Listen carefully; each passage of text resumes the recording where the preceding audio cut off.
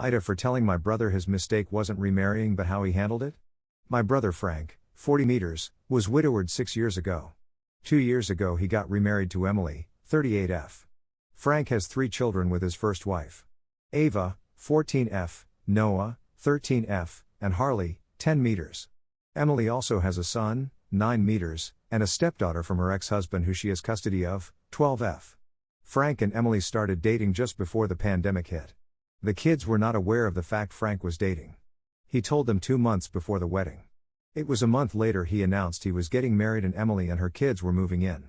Frank's kids have adapted worse than Emily's kids.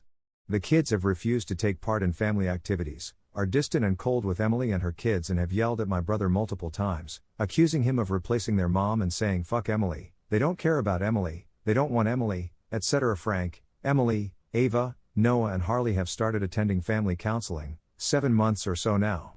They have seen 3 therapists thus far because the kids would sit and sulk per Frank's own words and would not open up or engage, and each time the therapist ends up just talking to Frank and Emily.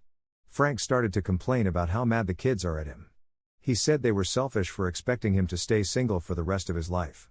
He said he's tired of them making no effort to make the blended family work. He said he hates how they work against it and he hates how people treat him like he made a mistake when he remarried. He wanted to know if he wasn't entitled to his happiness, etc. I listened to him vent countless times. Last time he told me he felt I had something to say and I should just say it. I told him his mistake was never in remarrying, but in how he did it. He only told the kids he was dating 2 months prior to his wedding, told them a month later he was getting married and 3 people were moving in and then married in that 2-month timeline when everything was still very new and strange to them. I told him most kids will struggle with the idea of their parents moving on after divorce or the death of their parents. That's why people usually spend years dating and getting the kids adjusted so they have time to process and work through their feelings, to work through the fresh wave of grief that hearing news like that would bring. I said dating and letting everyone get to know each other over a period of time and helping the kids through is the best way to make a blended family. He got mad at me and told me he shouldn't have to adjust his timeline for anyone, not even his kids. I asked him how he'd feel to hear dad is dating someone, 30 years after our mom died. He told me there is no way dad would do that and fuck me for even suggesting it. I told him so he'd have a problem with it but can't understand his kids having a problem with him doing it.